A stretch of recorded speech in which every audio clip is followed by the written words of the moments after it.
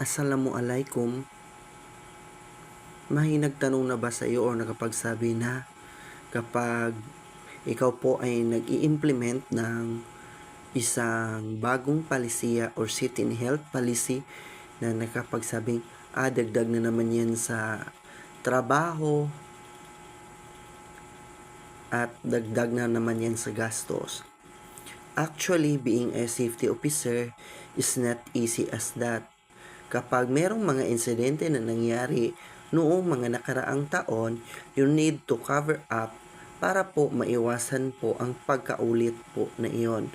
That is called corrective measures and corrective actions na dapat gawin.